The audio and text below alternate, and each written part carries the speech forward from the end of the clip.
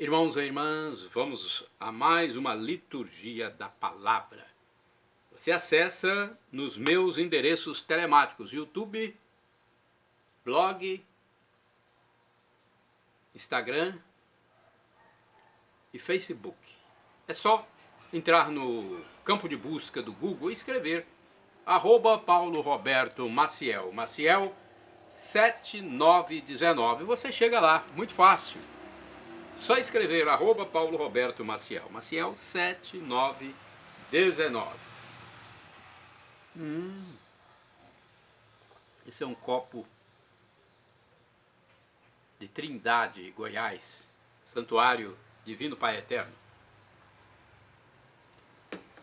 Um abraço a todos, minha saudação, e vamos lá à liturgia referente à sexta-feira, dia 24 de novembro de 2023. Dia de Santo André Dung Lac, presbítero, ou seja, padre, e companheiros. São santos importantes, todos os santos são importantes, mas estes são santos mártires. Tem santo que não foi mártir, e tem aqueles que foram mártires, né? E nós vamos passar então essa informação dos santos mártires, André Dung Lac e companheiros. Iniciemos então antífona da entrada. Antes de passar a antífona da entrada, quero dizer que nessa liturgia de sexta-feira, dia 24, a cor é vermelha porque eles foram mártires. Eu estou simbolizando aqui a cor vermelha. E o prefácio é o comum ou dos mártires. O presidente da celebração é que vai definir, com o ofício da memória. Agora sim, a antífona da entrada. A cruz de nosso Senhor Jesus Cristo pode ser a nossa glória. Nele está a nossa vida e ressurreição. Para os salvos como nós, ela é poder de salvação. É um texto, um trecho de Gálatas, capítulo 6, versículo 14, e de 1 Coríntios, capítulo 1, versículo 18, ambas são cartas do apóstolo São Paulo. Agora a oração do dia, rezemos, coloque sua intenção. Ó Deus, fonte e origem de toda a paternidade, que destes aos santos mártires André e seus companheiros serem fiéis à cruz do vosso Filho até a efusão do sangue. Concedei por sua intercessão que, propagando o vosso amor entre os irmãos, possamos ser chamados vossos filhos e filhas, e realmente o sejamos, por nosso Senhor Jesus Cristo, vosso Filho, na unidade do Espírito Santo. Assim seja. Vamos à primeira leitura.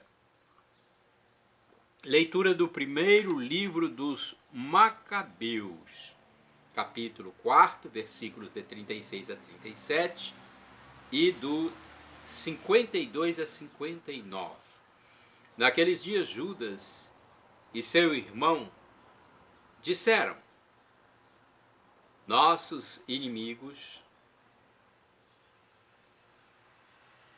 foram esmagados. Todo o exército. Vamos purificar o lugar santo e reconsagrá-lo. Todo o exército então se reuniu e subiu ao monte Sião. No 25º dia do 9º mês, chamado Casleu, do ano 148, levantaram-se ao romper da aurora e ofereceram um sacrifício conforme a lei, sobre o novo altar dos holocaustos que haviam construído. O altar foi novamente consagrado ao som de cânticos, acompanhados de cítaras, harpas e símbolos. Na mesma época do ano e no mesmo dia em que os pagãos o haviam profanado, todo o povo prostrou-se com o rosto em terra para adorar e louvar a Deus, que lhes tinha dado um feliz triunfo. Durante 8 dias celebraram a dedicação do altar, oferecendo com alegria holocaustos e sacrifícios de comunhão e de louvor. Ornaram com coroas de ouro e pequenos escudos a fachada do templo.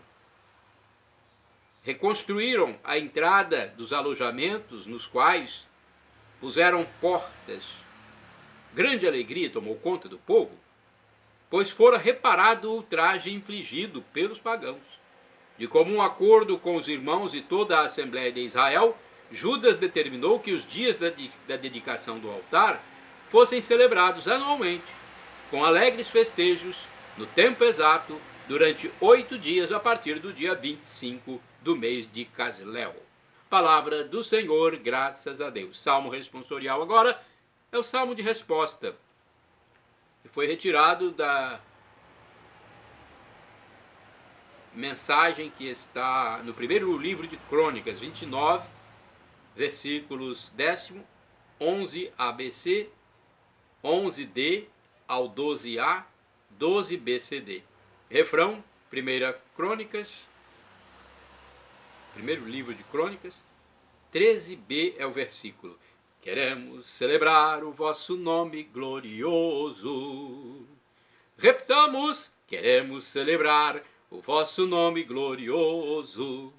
Benditos sejais vós, ó Senhor Deus, Senhor Deus de Israel, nosso Pai, desde sempre por toda a eternidade. Queremos celebrar o vosso nome glorioso. A vós pertencem a grandeza e o poder, toda a glória, esplendor e majestade, pois tudo é vosso, o que há no céu e sobre a terra. Queremos celebrar o vosso nome glorioso. A vós, Senhor, também pertence a realeza, pois sobre a terra, como rei, vos elevais. Toda glória e riqueza vem de vós. Queremos celebrar o vosso nome glorioso. Sois o Senhor e dominais o universo. Em nossa mão se encontra a força e o poder. Em vossa mão se encontra a força e o poder. Em vossa mão tudo se afirma e tudo cresce. Queremos celebrar o vosso nome glorioso. Repitamos. Queremos celebrar o vosso nome glorioso. Agora vamos aclamar o Santo Evangelho com João 10, versículo 27. A aclamação. João 10, versículo 27. Depois vamos proclamá-lo com Lucas 19, versículos 45 a 48. Aleluia, aleluia, aleluia, aleluia, aleluia, aleluia, aleluia, aleluia, aleluia, aleluia, aleluia.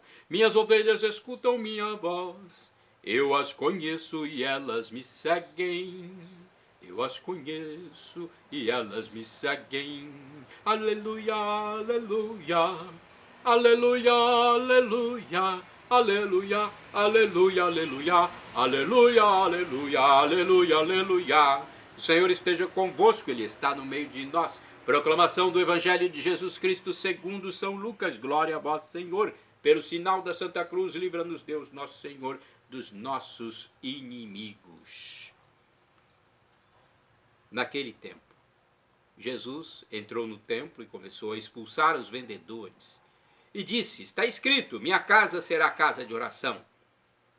No entanto, vós fizestes dela um antro de ladrões. Jesus ensinava todos os dias no templo. Os sumos sacerdotes, os mestres da lei e os notáveis do povo procuravam um modo de matá-lo, mas não sabiam o que fazer, porque o povo todo ficava fascinado quando ouvia Jesus falar. Palavra da salvação, glória a vós, Senhor. Vamos às reflexões. Lucas 19, 45, 48. São os versículos. Temos uma reflexão do livro Palavra e Vida 2013. Uma ramada e 4 paus podem ser uma casa. Uma ramada e 4 paus podem ser uma casa. E o melhor palácio transforma-se com facilidade em uma casa lotérica. é que a qualidade de uma casa não provém nem de sua beleza, nem do seu tamanho. São as pessoas que vivem dentro que fazem de um edifício um lar. É a qualidade das relações que faz da realidade material uma realidade espiritual. A relação de Jesus com o povo transformava qualquer canto em um lar, no qual escribas e notáveis não se atreviam a entrar. Onde colocaríamos nossas igrejas? Onde colocaríamos nossas igrejas? O que deveríamos fazer para transformá-las, se ainda não são em casas de oração? A reflexão, né, não muito profunda. Vamos ver se encontramos outra aqui no livro Dia a Dia com o Evangelho, 2023. Lucas 19. Vejamos se encontramos. Se não encontrarmos, nós vamos para o Antônio Carlos Santini, que sempre nos passa belíssimas reflexões. Lucas, deixa eu ver aqui, 19, não estou encontrando nesse livro que eu estou procurando, então vou passar para Antônio Carlos Santini, tá bom? Eu sempre gosto de passar mais reflexões, porque aí cada um tira sua própria conclusão, mas às vezes é difícil encontrar. Vamos à reflexão de Antônio Carlos Santini. Todos os dias. É o título da liturgia comentada. É baseado em Lucas 19, versículos 45 ao 48. Em geral, nossos olhos se prendem ao espetacular, até mesmo ao escandaloso. Aliás, este é o critério de nossos noticiários. As coisas comuns não são notícia. A tela e as manchetes se ocupam do extraordinário. No caso deste evangelho, a notícia da TV daria destaque ao descontrole emocional do Rabi da Galileia, Jesus. As câmeras iriam deter-se nas bancadas derrubadas ao solo, aos animais dispersos pelo pátio do templo. Os comentaristas do dia seguinte iriam repercutir o verbo da moda, a reação indignada das autoridades religiosas. E assim, com tudo isso, deixaríamos de prestar atenção a uma frase essencial para nós. Jesus ficava ensinando no templo todos os dias. Lucas 19, versículo 47. Sim, todos os dias, todos os dias, todos os dias. A atuação de Jesus de Nazaré como mestre era uma ação de todos os dias.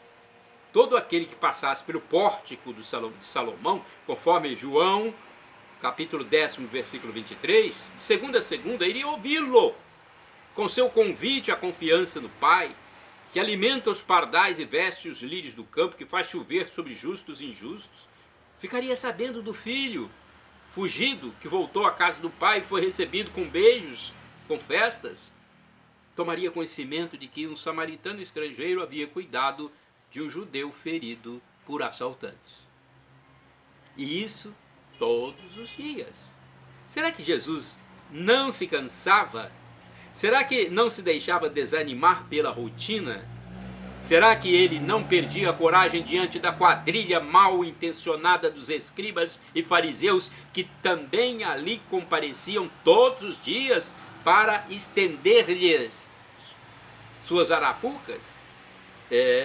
Fariseus e escribas, os mestres da lei, doutores da lei, iam lá todos os dias também para estender-lhe as suas armadilhas.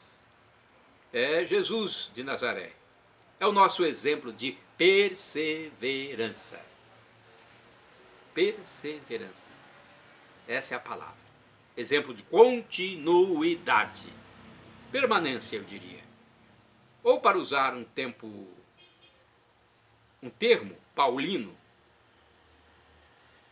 nosso exemplo de hipomoné, conforme Romanos capítulo 2, versículo 7, uma palavra que se costuma traduzir por paciência, perseverança, endurance, mas que designa uma condição típica de guerra quando se combate com inferioridade de forças e mesmo assim não se desanima jamais. Não nos deixemos iludir, porém. Ele não perdeu a paciência. Ao trocar a palavra de cada dia pelo chicote improvisado com cordas, Jesus de Nazaré continuava ensinando. É que existe a palavra profética, como Isaías junto ao rei Acats, Isaías 7, versículo 10, e existe o gesto profético como cinto escondido no rochedo, Jeremias 13, ou o buraco na muralha, Ezequiel 12, versículo 5. Há momentos em que os ouvidos se tornam surdos à palavra sonora e é necessário abrir os olhos dos surdos com gestos espetaculares, de modo que eles já não possam justificar-se. Eu não sabia. Será que nós estamos ouvindo o que o Senhor nos diz? Ou será necessário novo chicote de cordas? Orai sem cessar, irmãos e irmãs. Eis que estou convosco todos os dias.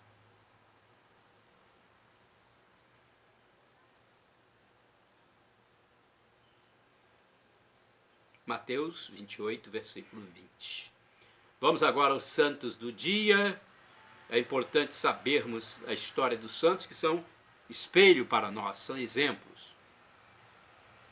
Santo André Dung Lac e companheiros mártires sofreram martírio no Vietnã em épocas diversas, de 1625 a 1886, e foram canonizados em 1998.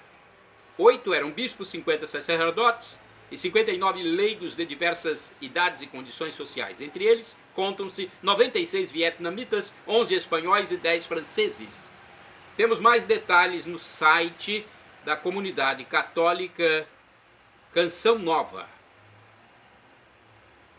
Esta é a história dos santos. André Dung Lac, presbítero, e seus companheiros mártires.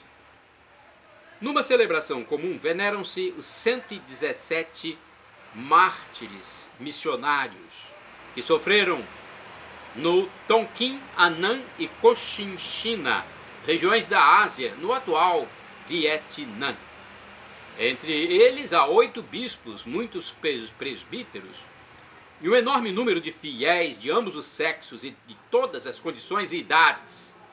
Eles abraçaram seu desterro, os cárceres, os tormentos, os mais cruéis suplícios, por não negar a fé em Jesus Cristo. O cristianismo chegou ao Vietnã no início do século XVI, por obra do padre Alexandre Rhodes, jesuíta francês, considerado o apóstolo da jovem igreja asiática, ainda dividida em 3 regiões: Tonkin, Annam e Cochinchina.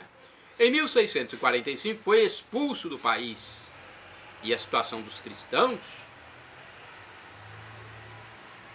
tornou-se cada vez mais difícil por causa das sucessivas perseguições.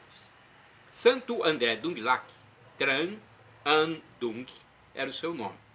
Nasceu em Bac Ninh em 1795, no seio de uma família tão pobre que, para garantir a sobrevivência do filho, foi obrigado a confiá-lo aos cuidados de um catequista católico.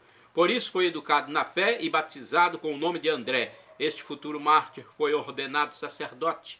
Em 1823, tornou-se vice-pároco em Dong Xuan, onde ficou conhecido por seu estilo de vida simples, assistência assídua aos pobres e sobriedade em tudo. Em 1833, após a celebração da missa, Santo André Dung Lac foi preso, pela primeira vez, pelos guardas imperiais.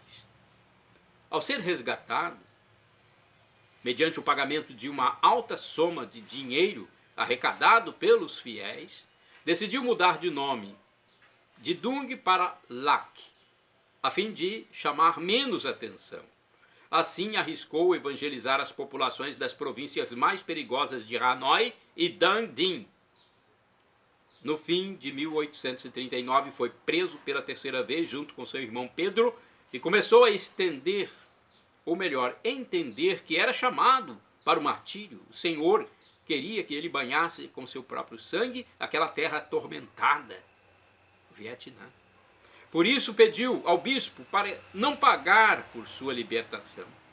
Durante sua transferência para a prisão de Hanoi, muitos fiéis se reuniram e choraram.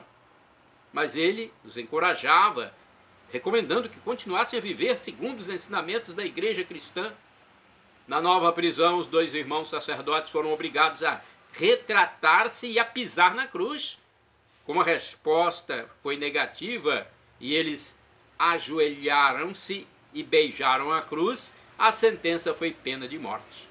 Ambos foram decapitados em 21 de dezembro, na periferia da cidade, no portão de Caljai.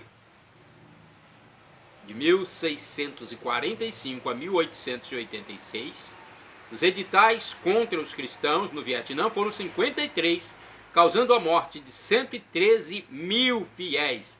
113 mil fiéis mortos. Diante da firmeza de sua fé, a monarquia vietnamita determinou a sua dispersão e o confisco dos seus bens. Que história, gente! Lá no Vietnã, sofrimento de 1645 a 1886. Outro santo do dia 24 de dezembro, santo do dia 24 de novembro, São Crisógono, do século IV. Santo do dia 24 de novembro, São Porciano, abade, faleceu em 532, jovem escravo, que, guiado pela providência, encontrou a liberdade num mosteiro da região de Clermont-Ferrand, França, do qual se tornou monge e depois abate. Santo do dia 24 de novembro, São Colmano, bispo, faleceu em 608.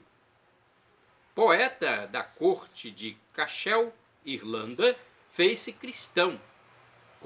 Colmano foi o primeiro bispo de Cloyne.